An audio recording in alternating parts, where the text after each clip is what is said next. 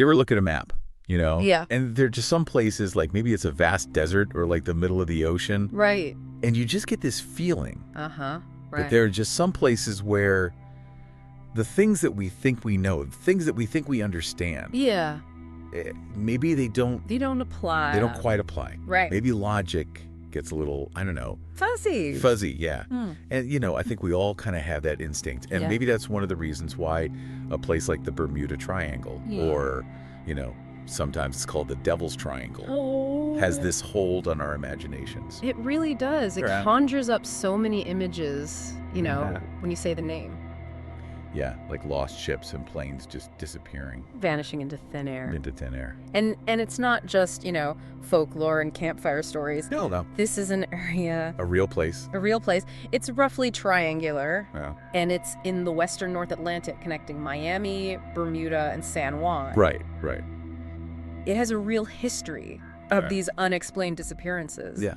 That has captivated people for decades. And that's why I am so glad that we're going to be diving into this today. Absolutely. Because I think as these stories, right, they get passed down, they get repeated. And retold. Embellished, exactly. Yeah. The line between what really happened and what is maybe just a good, scary story. Right. It can get, pretty blurry. It gets very blurred. So I'm excited to dig into, you shared some really fascinating material with me about this. Wow.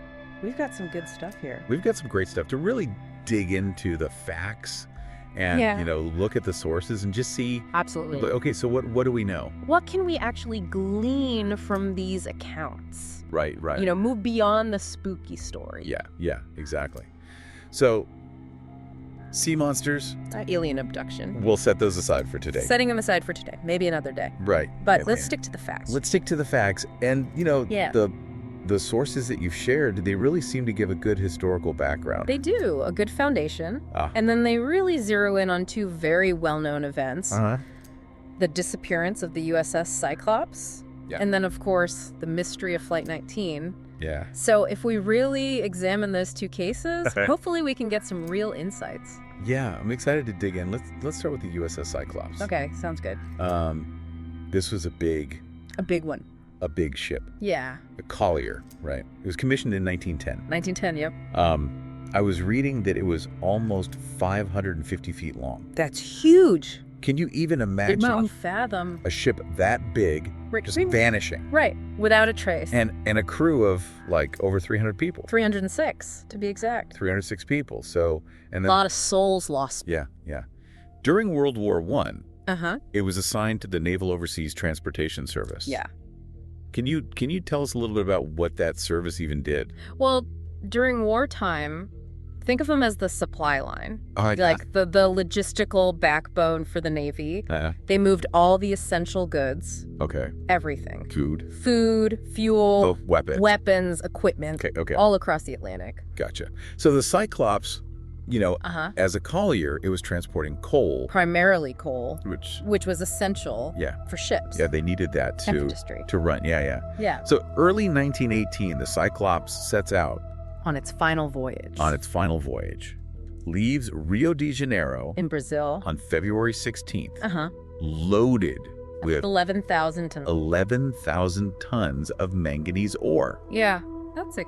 That's heavy stuff. It's heavy stuff. That's a key ingredient in making steel, right? Absolutely. Crucial for the war effort. So it leaves Rio, but it's not a direct route. Yeah. It has this scheduled stop. In Salvador, Brazil. On February 20th, before it's supposed to go to Baltimore, Maryland. Right. But before it even leaves Rio, there are some problems. There are some issues. Yeah.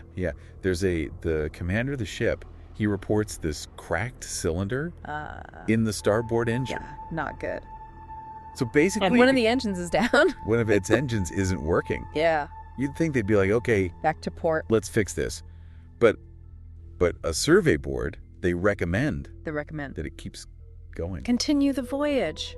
I mean, it's a head scratcher. That seems like a really risky move. It does seem like a risk. Yeah, to send this ship, especially, with a damaged engine out into the Atlantic. Across the Atlantic? I mean, makes you wonder. It makes you wonder about the decision-making back then. It does. And to add to the concerns here, there are some reports that the ship was overloaded. Oh. That the water... Too low in the water, which suggests they were carrying more than they should have. More than they should have been carrying. Yeah. So already we've got this picture. A compromised ship. Yeah. Potentially overloaded with a bad engine. Heading out into the Atlantic. Not a good combination. Not a good combination. So February 22nd, the Cyclops will leave Salvador. Right. It's supposed to arrive in Baltimore around March 13th. Yeah. It never shows up. It just disappears. Just vanishes. Oof. Gone. And what's even, I think what's even more eerie is that there are no distress signals. Yeah, that's the really strange part. You would think, right? You'd think. A ship that size. You'd get some kind of message. Something, some sign. Right. That, hey, things are going wrong. Mayday, something. Yeah, but nothing. Yeah, and there were these extensive searches, right? Massive searches. Yeah, and they found nothing. No wreckage. No wreckage. No lifeboats. No lifeboats. No debris field. Not a trace. Not a trace. Really makes you think about how fast a ship can sink. Yeah. Especially if the structure was already compromised. Yeah, I mean, this is just, it's such a mystery. A mystery. And it remains, one of the largest non-combat related losses of life. In U.S. naval history? Over 300 people. Just gone. Gone. So, naturally, there are a lot of theories, of course, floating around about what might have happened. So what are some of the leading explanations? Well, one of the main ones is structural failure. Okay. The idea is that, the Cyclops, built in the early 1900s, shipbuilding technology wasn't what it is today. So it's possible that there were some inherent design weaknesses. Okay, so like a flaw in the design. Maybe a flaw, yeah.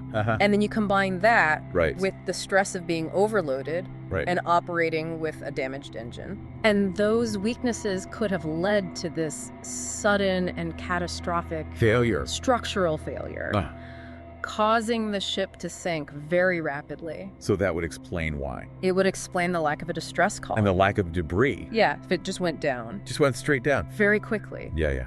Okay, now, we can't forget, this happened during World War I. Right. So was there any chance of enemy action? Yeah. Yeah. Well, they definitely looked into that. Okay. The possibility of a German U-boat, yeah. or a surface raider taking out the Cyclops was definitely considered. But, yeah, the German authorities always denied any involvement. Okay. And more importantly, there's no evidence. There's no evidence to support that theory. Right. There were no U-boats reported in the area. Yeah. At that time. Yeah. No wreckage. No wreckage indicating an attack. No survivors. No survivors. So that seems unlikely. Okay, so if it's not structural failure, if it's not enemy action, what else could it be? What else could it be? Well, the sources mention, there are reports of a really bad storm that swept through the Virginia Capes area around March 9th, which is about the time that the Cyclops might have been in that area. Right. If it was on course. So, and it's possible that a storm that strong could have overwhelmed a ship that was already in trouble with the engine problem and the overloading. Right. Yeah. I mean, that's a recipe for disaster. It is. Picture this huge ship already struggling to stay afloat, and then it gets hit with this massive storm. Yeah. It's a perfect storm. Yeah, a perfect storm. Of challenges. Yeah. So it's not hard to see how things could have gone wrong very quickly. Yeah. It's a tragic... It's a tragic story. It's a tragic story. It really is. With a lot of unanswered questions. But boy... let's move on now to a more recent. A little more recent? A little more recent, but equally... Captivating mystery. The vanishing of Flight 19. Yeah. I think when most people think about the Bermuda Triangle, this is the story. This is the one that comes to mind. 5 U.S. Navy... Grumman TBM Avenger. Avenger torpedo bombers. Just disappearing. Vanish. During a training mission. Routine training mission. On December 5th, 1945. 1945, yeah. It almost sounds like... something out of a movie. It does. It sounds made up. Yeah. It's almost unbelievable when you hear the details. Yeah. It's not just one plane. Right. It's a flight of 5 Yeah. 14 airmen. 14 airmen. Experienced airmen. And they were led by Lieutenant Charles C. Taylor. Lieutenant Taylor. Right. And he was not only experienced... A seasoned pilot. What, a combat veteran. Yeah, this wasn't a bunch of rookies. This was the real deal. Yeah.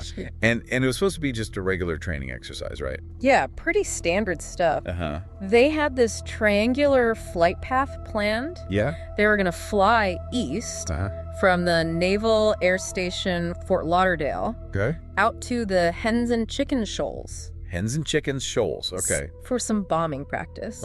And then north to Grand Bahama Island. Okay. And then finally southwest back to base. Okay, so it's like a triangle. It's a triangle, yeah. And the whole flight was supposed to be like 316 miles? 316 miles, yeah. That's pretty straightforward. Under normal circumstances. So where do things start going off the rails? Well, it seems like navigation was the first problem. Yeah, I remember reading something about that.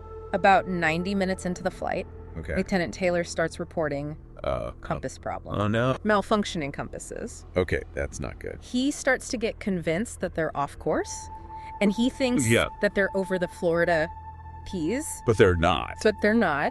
So he makes this decision to change their heading, which unfortunately takes them further out to sea. Further out into the Atlantic. Yeah. Away from land. Away from safety. And that's why. That seems to be the turning point. Yeah, it seems like that was the first in what's going to become a series of... unfortunate events. Yeah. So, I mean, the weather starts to get worse, right? As they're flying further off course, the weather deteriorates. Night's coming. It's getting dark. It's getting dark. Yeah. And the radio transmissions... See, Taylor and the other pilots? They get really... They start to sound confused. Concerned. You can hear the fear in their voices. Yeah. They're disoriented. And people are trying to help them, right? Ground control's trying to give them bearings. Yeah. Guide them back. But communication's lost. Communication's lost completely. I mean, that's chilling. Yeah, it's chilling. To think about what those men went through. Lost, disoriented, scared. And then... to make matters worse. The rescue efforts? Yeah. They go wrong, too. They send out a PBM Mariner. A PBM Mariner? It's a big flying boat. Yeah. Seaplane with a crew of 13 to search for Flight 19.